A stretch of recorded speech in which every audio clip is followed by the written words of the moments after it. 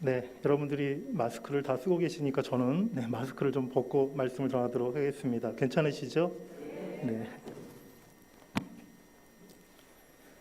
할렐루야. 네, 반갑습니다. 복된 주일날 우리 귀한 동문교회에서 이렇게 말씀 전할 수 있는 은혜를 주신 하나님과 또 교회 앞에 먼저 감사의 말씀을 드립니다. 올해는 봄이 유난히 짧게 느껴지는 것 같습니다. 요 며칠 사이에는 날씨가 좀 서늘해졌지만 일찍 더운 날씨가 찾아오지 않았었습니까? 그래서 벚꽃이 피었다가 며칠 사이에 다 그냥 떨어져서 사라져 버렸습니다. 사계절이 참 아름다웠던 우리나라 기후가 이 지구온난화 영향으로 인해서 갈수록 여름과 겨울은 길어지고 봄과 가을은 짧아지고 있다고 합니다. 참 아쉽고 또 안타까운 일 중에 하나인 것 같아요. 그런데 성경의 주 배경이 되는 이스라엘은 봄과 가을이 사실 아예 거의 있지가 않습니다.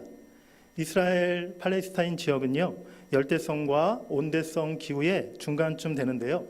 4월부터 10월까지의 여름철과 11월부터 다음에 3월까지의 겨울철로 나뉘어집니다. 여름철은 비가 거의 내리지 않는 건기에 해당하고요. 또 겨울철이 비가 내리는 우기에 해당하죠. 그런데 우기 때 내리는 비의 양도 사실 그리 많지는 않습니다. 신명기 11장 14절 말씀에 보면 여호와께서 너희의 땅에 이른 비 늦은 비를 적당한 때에 내리시리니 너희가 곡식과 포도주와 기름을 얻을 것이요 라고 말씀하십니다. 여기에서 말하는 이른 비가 10월, 11월에 내리는 비고요. 늦은 비는 3월과 4월에 내리는 비입니다. 이스라엘 사람들에게 없어서는 안 될 꼭 필요한 은혜의 단비다라고 그렇게 말할 수 있는 것입니다. 이렇게 이스라엘은 원래 물이 귀한 곳이기 때문에 예로부터 이스라엘 백성들은요, 땅에 구덩이를 많이 파놓고 그것을 물 저장고로 사용했습니다. 이른 비와 늦은 비를 저장해서 식수와 농업 용수로 그것을 활용했다는 것이죠. 작은 것은 깊이가 한 2m 정도 되는 것도 있었지만 그 중에 큰 구덩이는 깊이가 8m가 넘는 것도 있었다고 합니다. 그런데 건조한 여름철이 되면 이미 구덩이의 물은 다 메말라 없어져 버리고 그 바닥은 진흙 수렁이 되어 버리는데요. 혹시라도 누군가 그 구덩이에 빠지게 되면 다른 사람이 건져서 구출해 주기 전에는 절대로 그 자기 힘으로 빠져나오기가 거의 불가능했습니다. 결국 그 구덩이 속에서 죽을 수밖에 없는 것이었죠. 창세기에 보면 요셉이 애굽으로 내려가는 상인들에게 노예로 팔리기 전에 형들이 그를 물 없는 구덩이에 넣었다고 했는데요. 요셉이 바로 이러한 구덩이 속에 던져졌던 것입니다. 사랑하는 여러분들, 지금까지 살아오시면서 혹시 이런 깊은 구덩이나 또 수렁에 빠져본 경험이 있으십니까? 우리가 이스라엘에 사는 것도 아니고 또 우리 주변에 물 구덩이 같은 것이 없기 때문에 그런 경험이 있을 일이 없었겠죠. 오늘 시편 본문에 나오는 이 문구는요, 사실 비유적인 표현입니다. 깊은 웅덩이와 수렁이라는 것은 우리 인생 가운데 피할 길이 전혀 없고 살 길이 보이지 않는 절망적인 상황에 빠진 것을 의미하고 있다는 것입니다. 오늘 본문 2절 말씀에 보면 기가 막힐 웅덩이와 수렁이라는 그런 표현이 있습니다. 여기서 기가 막힐이라는 단어는 히브리어로 샤온이라는 단어가 사용되어졌는데요. 이 샤온이라는 단어의 원래의 뜻은 황폐한, 멸망의, 무시무시한 그러한 뜻을 가지고 있는 단어입니다. 즉 메마르고 황폐한 웅덩이, 멸망의 웅덩이, 무시무시한 수렁에 빠진 것입니다. 말 그대로 완전히 망해서 죽을 것 같은 무서운 상황에 처했다는 것이죠. 이 시편 40편을 쓴 사람은 바로 우리가 잘 알고 있는 다윗입니다. 다윗은 이스라엘의 왕으로서 40년간 이스라엘을 다스렸던 그러한 사람이에요. 하나님의 사랑과 모든 백성들의 존경을 한 몸에 받았던 이스라엘의 가장 위대한 왕이 바로 다윗이었습니다. 사무엘상 13장 14절에 보면 다윗은 하나님 마음에 맞는 사람이었다, 하나님 마음에 꼭 합한 사람이었다라고 이렇게 말씀하고 있습니다. 오늘 그런 다윗이 지금 스스로 빠져나올 수 없는 깊은 웅덩이와 수렁에 빠졌다고 그렇게 말하고 있는 것입니다. 그렇습니다. 다윗과 같은 위대한 사람도, 하나님의 사람도 기가 막힐 웅덩이와 수렁에 빠질 수 있는 것입니다. 누구나 이와 같은 웅덩이와 수렁에 빠질 수 있다는 것이죠. 코로나19가 발생한 지 벌써 1년이라는 시간이 훨씬 더 지났습니다. 전 세계 모든 국가, 전 인류가 코로나로 인해서 극심한 피해와 고통을 겪고 있습니다. 이제 다행히 백신이 개발되어서 우리나라도 이제 백신 접종이 막 시작되긴 하였지만요. 사실 지금도 이 코로나 사태가 언제 끝이 날지 알 수가 없는 그런 상황에 있습니다. 그 가운데 경제적으로 많은 백성들이 큰 피해를 입었고요. 정신적으로도 심리적으로도 많은 사람들이 고독감, 우울함, 미래에 대한 두려움에 힘들어하고 있습니다. 거리두기가 계속 길어지면서 모든 사람들이 지금 큰 피해를 또 고통을 겪고 있다는 거예요. 얼마 전 제가 신문 기사를 보니까 요즘에 코로나 블루를 겪고 있는 사람들이 급증하고 있다고 합니다. 코로나로 인한 우울증 환자들이 굉장히 많이 늘어나고 있다는 거예요. 연세 드신 어르신들 외출할 수도 없고 친구분들 만날 수도 없고 너무 외롭습니다. 한참 취업을 준비했던 청년들 더 취업하기가 어려워졌어요. 장사하시는 자영업자들 장사가 되지가 않습니다.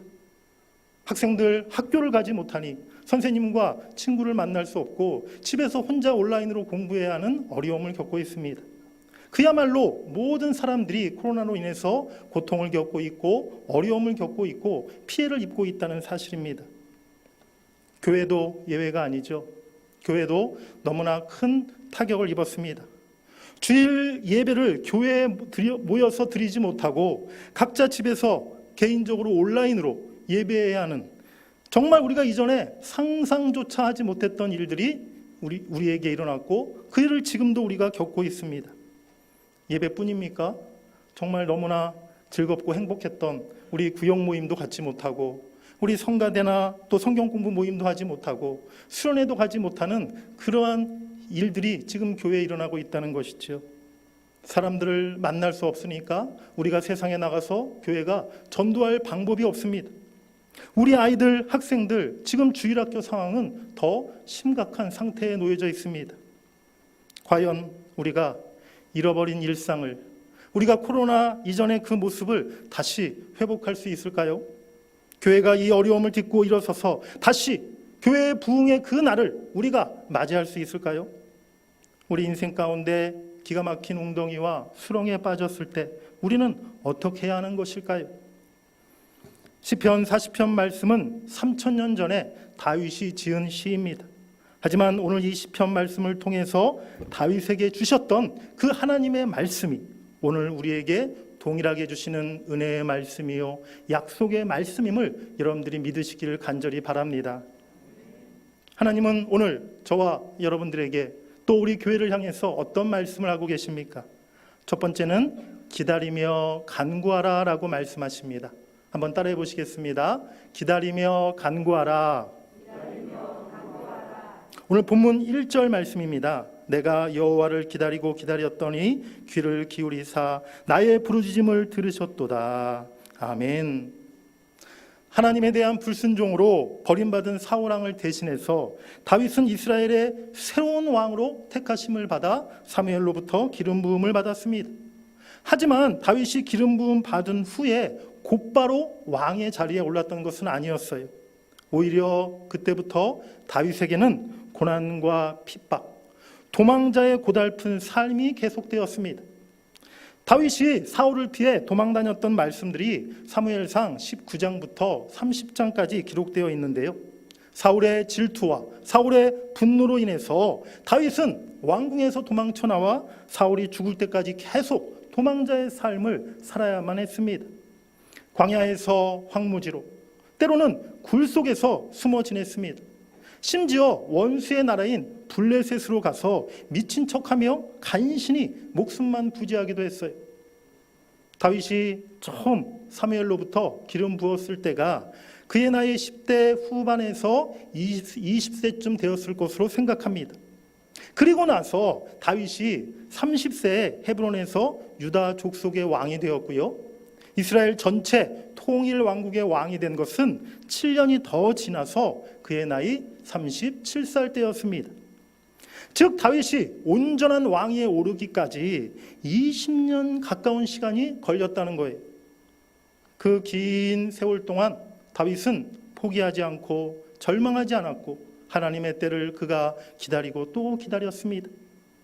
내가 여호와를 기다리고 기다렸더니, 내가 여호와를 기다리고 기다렸더니, 이 짧은 구절 속에 바로 다윗의 오랜 기다림과 인내의 시간, 그의 고통과 눈물의 시간이 그대로 담겨 있음을 우리가 깨달아야 될 줄 믿습니다. 다윗은 20년이라는 긴 세월 동안 하나님을 기다리고 또 기다렸습니다.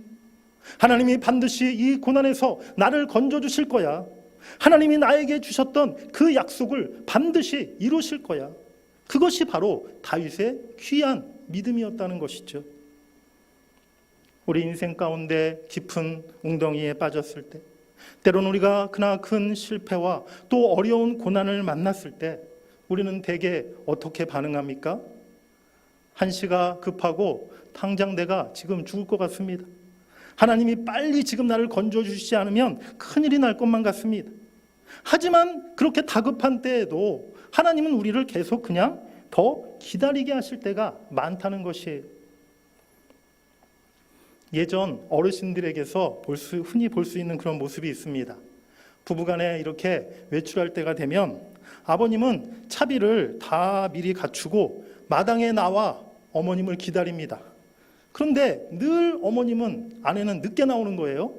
그러면 그 늦게 나오는 어머님을 향해 아버님은 화를 내거나 또 역정을 내시고 잔소리를 하십니다. 저도 사실 예전에 저희 아내한테 그랬던 적이 몇 번 있었던 것 같아요. 그런데 생각해보면 사실 남편에 비해서 아내들은 더 준비하고 해야 될 일들이 많은 거예요. 옷도 차려입고 또 화장도 해야 되고 또 아이들도 살펴야 되고 또 집안 정리, 주방 정리도 해놔야 되고 준비할 게 남편들보다 훨씬 더 많은 것이죠. 그러다 보니 자연스럽게 시간이 더 걸릴 수밖에 없다는 것입니다.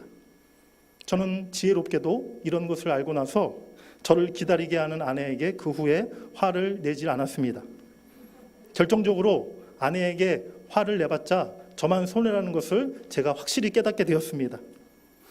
여러분, 우리 하나님이 정말 다른 할 일이 많으시고 바쁘셔서, 아니면 우리 하나님은 워낙 느긋하신 분이셔서 급한 우리를 매번 기다리게 하시는 걸까요? 아닙니다. 그럴 리가 없죠.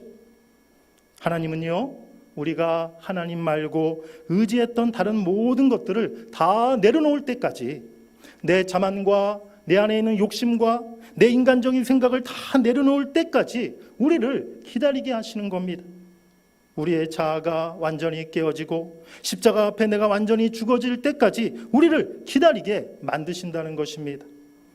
그리고 우리가 하나님만 바라보며 하나님 앞에 부르짖는 간구로 간절히 기도하도록 우리를 이끌어 가시는 줄 믿습니다. 사랑하는 여러분들, 꼭 기억하십시오. 우리 하나님은요, 결코 사랑하는 하나님의 자녀들인 우리들을 버리지 않으십니다. 우리가 망하도록, 우리가 죽도록 우리를 내버려 두지 않으십니다. 열왕기하 20장에 보면 죽을 병에 걸려 하나님께 통곡하며 간절히 기도했던 히스기야 왕에게 하나님이 이렇게 말씀하시죠. 내가 내 기도를 들었고 너의 눈물을 보았노라. 그리고 히스기야의 생명을 15년 연장시켜 주셨습니다. 하나님은 지금도 고통 중에 있는 우리를 긍휼의 눈으로 바라보고 계십니다. 우리의 신음소리, 우리의 간절한 기도를 듣고 계시며 우리의 눈물을 보고 계시는 줄 믿습니다. 우리가 인내하며 하나님을 끝까지 기다리고 하나님께서 내 기도를 응답하실 그날까지 내가 더 낮아지고 더 엎드리고 오직 주님만 바라볼 때에 반드시 우리를 웅덩이와 수렁에서 건져주시고 반석 위에 우리를 세워주실 줄 믿습니다. 두 번째로 오늘 하나님은 겸손과 진실함으로 주를 의지하라 라고 말씀하십니다. 다시 한번 따라해 보시겠습니다. 겸손과 진실함으로 주를 의지하라. 오늘 본문 4절에 있는 말씀, 우리 시편 40편 4절 말씀을 우리 같이 한번 읽어보시겠습니다. 시작.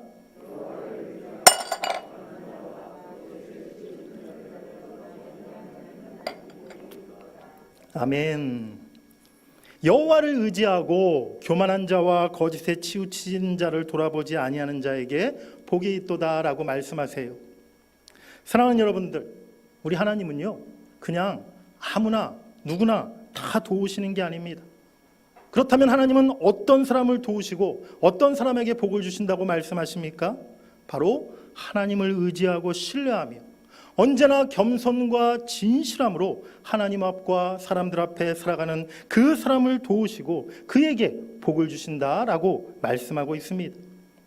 진짜 하나님을 경외하고 하나님을 신뢰하는 사람인지 그렇지 않은지를 우리가 어떻게 구별할 수 있을까요?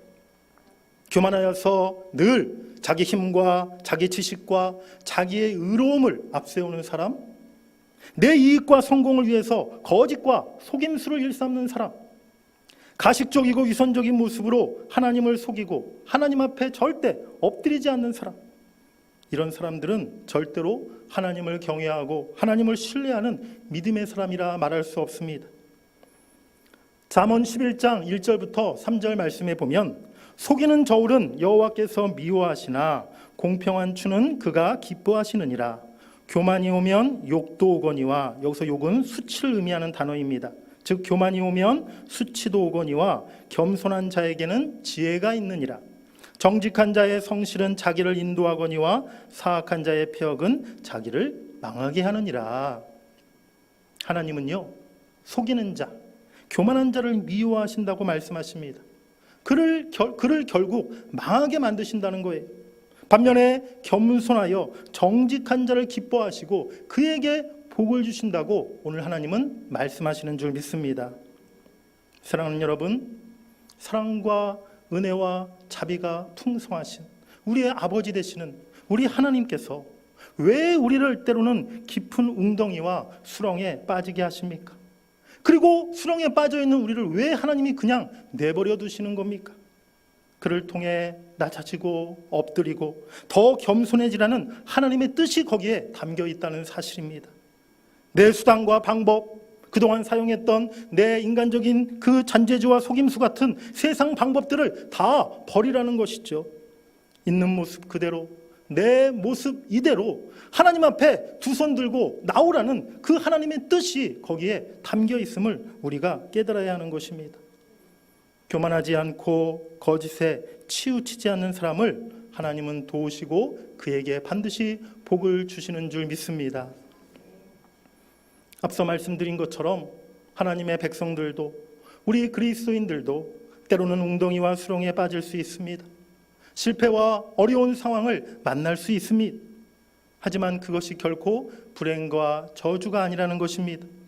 그를 통해 하나님을 더 의지하고 내가 더 겸손하고 진실해진다면, 하나님과의 관계가 더욱 깊어지고 온전해진다면 그것이 우리에게 가장 큰 은혜가 되고 축복이 될 줄 믿습니다.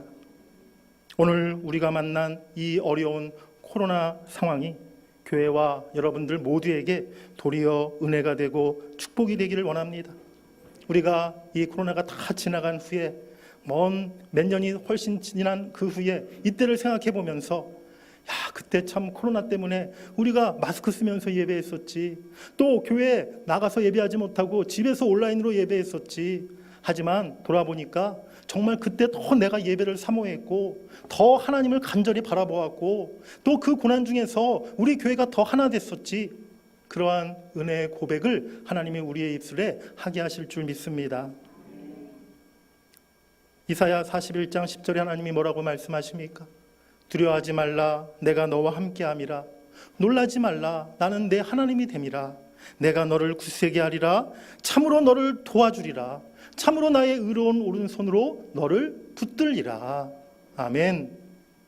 여러분의 인생 가운데 이 같은 하나님의 함께하심, 하나님의 도우심의 은혜가 날마다 경험되고 하나님이 그 능력의 손길로 언제나 여러분들을 굳게 붙들어 주시기를 주의 이름으로 간절히 축원합니다.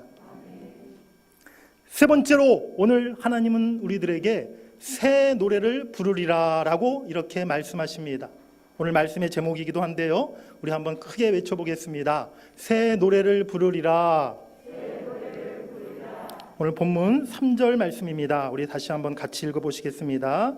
시작. 새 노래 곧 우리 하나님께 올릴 찬송을 내 입에 두셨으니 많은 사람이 보고 두려워하여 여호와를 의지하리로다. 아멘. 다윗은 자신의 고통을 하나님께서 보셨고 자신의 간구를 하나님이 들으심으로 기막힌 웅덩이와 수렁에서 자기를 끌어올리시고 새 노래를 부르게 하셨다라고 그렇게 고백하고 있습니다. 오늘 시편 전체를 다 살펴보지는 못했지만 여러분들 시편 40편을 끝까지 한번 읽어보시기 바랍니다. 시편 40편 전체를 살펴보면 새 노래라는 것은요, 바로 구원의 노래이고 용서의 노래라는 것을 우리가 발견하게 됩니다. 또한 새 노래는 감사의 노래이고 새 희망의 노래라는 것이죠. 지난날에 죄와 허물을 용서해 주시고 또 고난에서 끌어내어 나를 반석 위에 세워주셨을 뿐 아니라 이제 새로운 은혜, 새로운 축복을 주실 것을 기대하면서 오늘 지금 다윗은 하나님을 찬양하고 있는 것입니다. 우리 본문 마지막으로 5절 말씀을 다시 한번 같이 읽어보시겠습니다. 시작. 여호와 나의 하나님이여, 주께서 행하신 기적이 많고 우리를 향하신 주의 생각도 많아 누구도 주와 견질 수가 없나이다. 내가 널리 알려 말하고자 하나 너무 많아 그 수를 셀 수도 없나이다. 아멘. 다윗은요, 지금까지도 또한 이후에도 하나님께서 나 자신과 또 우리 이스라엘에게 행하신 기적이 헤아릴 수 없이 많았음을, 또 이후에도 하나님께서 계속해서 그 기적을 베푸실 것임을 믿고 고백하고 있는 것입니다. 그렇습니다. 이전에도 우리 인생 가운데 하나님은 여기까지 우리를 인도하셨고 늘 함께 하셨고 또 우리를 도우신 줄 믿습니다. 오늘 설교 전에 우리 찬양이 굉장히 은혜가 되었는데요, 바로 그 찬양의 가사 그대로 아닙니까? 하나님께서 여기까지 우리를 은혜로 인도하셨습니다. 지금까지 지내온 모든 것이 하나님의 은혜였는 줄 믿습니다. 저는 대학을 졸업하고 잠깐 사회생활, 직장생활을 하다가 조금 뒤늦게 그렇게 신학대학원에 가서 목회사역을 시작했습니다. 2001년도부터 제가 신학대학원에 들어가서 그 해부터 곧바로 또 전도사 사역을 함께 시작했는데요, 그때부터 지금까지 20여 년간 목회사역을 해오면서 정말 수없이 많은 하나님의 은혜를 경험하였습니다. 오늘 이 자리에 제가 서 있기까지 하나님의 공급하심, 하나님의 그 예비하심, 하나님의 그 인도하심 속에 부족한 제가 정말 하나님의 오직 그 은혜로 목회사역을 잘 감당해 올 수 있었다는 것이죠. 이에 대한 간증거리가 저에게 참 많습니다.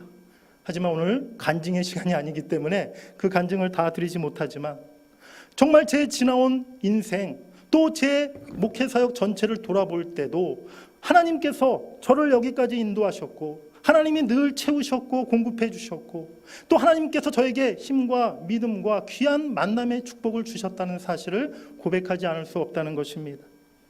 저만 특별해서 그런 것이 결코 아닙니다. 저만 특별한 그런 은혜, 저에게만 임한 특별한 은혜가 아니라는 것입니다. 여러분 모두가 바로 이 같은 하나님의 말할 수 없는 은혜와 기적 같은 하나님의 그 도우심의 손길을 순간순간 체험하시며 여기까지 살아왔음을 우리 모두가 고백하게 되는 줄 믿습니다. 그런데 그것이 다가 아니라는 거예요. 오늘 이후에도요, 하나님은 저와 여러분들 남은 인생 가운데 또 다른 계획, 또 다른 비전을 갖고 계시고 또 새로운 기적을 행하신다고 오늘 말씀해 주고 있는 것입니다. 하나님, 저는 나이가 이제 벌써 80이 넘었는데요, 괜찮습니다. 하나님은 80세 때 모세를 광야에서 부르셔서 출애굽의 지도자로 세우셨는 줄 믿습니다. 하나님, 저는 건강도 없고 또 가진 것 하나 없는데요, 사도행전 3장에 베드로가 날 때부터 걷지 못하여 성전 앞에서 구걸하던 자에게 이렇게 말하죠. 은과 금은 내게 없거니와 내게 있는 이것을 내게 주노니 나사렛 예수 그리스도의 이름으로 일어나 걸으라. 아멘. 지금 내가 가진 것 아무것도 없다 할지라도 우리에게는 가장 귀한 보배, 가장 크신 능력의 이름 예수 그리스도가 있음을 믿으시길 간절히 바랍니다. 저와 여러분, 우리 모두 사실 하나님 앞에 우리가 자격 없는 사람입니다. 죄와 허물이 많은 사람입니다. 능력이 없고 지혜가 부족한 사람들입니다. 하지만 내 안에 예수가 있으면, 내 안에 예수님이 계시면 예수의 사랑, 예수의 생명, 예수의 구원, 예수님의 십자가 부활의 능력이 우리를 통해 나타나게 될 줄 믿습니다. 바로 그 예수의 능력이 세상으로 흘러갈 때 바로 우리들을 통해, 또 우리 동문교회를 통해, 우리 한국교회를 통해 이 땅의 세계 열방 가운데 하나님의 새로운 비전, 새로운 역사를 하나님이 이루게 하실 줄 믿습니다. 우리 한번 오른손을 가슴에 한번 얹으시고 한번 따라해 보시면 좋겠습니다. 하나님이 나를 부르십니다. 내 안에 예수님이 계십니다. 나에게 예수의 이름이 있습니다. 할렐루야. 그렇습니다. 부족하지만 하나님이 우리를 불러주셨습니다. 또 우리 안에 예수님이 계시고 우리에게는 예수의 이름이 있는 줄 믿습니다. 하나님만 바라보고 하나님을 의지하며 하나님을 예배하고 하나님께 간구하는 자들을 하나님은 지금도 찾고 계세요. 하나님은 그들을 도우시고 그들을 통해 새 일을 행하십니다. 그들의 입술로 새 노래를 부르게 하시며 새 일을 행하신 하나님을 찬양하게 하실 줄 믿습니다. 이 부분을 제가 깊이 묵상하면서 하나님께서 떠오르게 한, 또 부르게 하신 찬송가가 있었습니다. 여러분들 잘 아시는 찬송가, 예수를 나의 구주 삼고, 그 찬송가 후렴 가사가 이렇게 마음속에 떠오르더라고요. 이것이 나의 간증이요, 이것이 나의 찬송일세. 나 사는 동안 끊임없이 구주를 찬송하리로다. 이것이 나의 간증이요, 이것이 나의 찬송일세. 나 사는 동안 끊임없이 구주를 찬송하리로다. 아멘. 하나님은요, 이전에도 우리에게 많은 간증을 주셨지만 앞으로도 이후에도 우리에게 새로운 간증거리를 주신다는 거예요. 우리에게 새로운 찬송, 새 노래를 허락하신다고 오늘 말씀하십니다. 이전에만 아니라 앞으로도 우리 평생 살아가는 동안에 끊임없이 주님을 찬송하게 하실 줄 믿습니다. 이사야 43장 18절에 너희는 이전 일을 기억하지 말며 옛적 일을 생각하지 말라. 보라, 내가 새 일을 행하리니 이제 나타낼 것이라. 우리 기독교 신앙은 그저 옛날 과거에 매여 있는 그런 신앙이 아닙니다. 박물관에 전시된 유물 같은 그런 옛날 이야기가 아니라는 것입니다. 과거에 실패했다 할지라도 지금 당장은, 지금 나의 현실은 웅덩이에 빠진 것 같이 앞이 보이지 않고 막막하다 할지라도 하나님의 구원하심, 하나님의 역사하심을 믿고 새 희망을 기대하고 새 노래를 부를 수 있는 그런 신앙이 되어야 될 줄 믿습니다. 사랑하는 여러분들, 하나님께서 여러분들의 인생 가운데 이제 새 노래를 부르게 하십니다. 우리 동문교회의 앞날 가운데 새 노래를 부르게 하십니다. 우리 한국교회를 통해서 새 노래를 부르게 하시고 이제 우리의 다음 세대 하나님의 큰 부흥의 날을 우리를 통해 허락해 주실 줄로 믿습니다. 사랑하는 성도 여러분, 기가 막힌 웅덩이와 수렁에서 과거에도 현재도 그리고 미래에도 우리를 건지시고 구원하실 분은 오직 하나님뿐입니다. 내가 여호와를 기다리고 기다렸더니 하나님이 건지시고 역사하실 그날까지 하나님을 끝까지 기다리고 또 기다리시는 여러분들이 되시기를 간절히 바랍니다. 교만하거나 거짓에 치우치지 않고 겸손과 진실함으로 하나님만 의지하시는 여러분들이 되시길 바랍니다. 반드시 하나님께서 우리를 끌어올리시고 우리의 발을 반석 위에 세우시고 우리를 견고하게 하실 줄 믿습니다. 그리고 우리에게 이제 새 노래를 허락하실 것입니다. 하나님의 은혜와 하나님이 행하신 기적을 찬양하며 큰 영광을 돌리게 하실 그날을 믿음의 눈으로 바라보실 수 있는 여러분들이 되시기를 간절히 바랍니다. 우리 함께 새 노래를 부르게 되기를 원합니다. 그날에 함께 기뻐하며 영광과 감사의 노래를 부를 수 있는 우리 동문교회와 여러분 모두가 되시기를 주의 이름으로 간절히 축원합니다.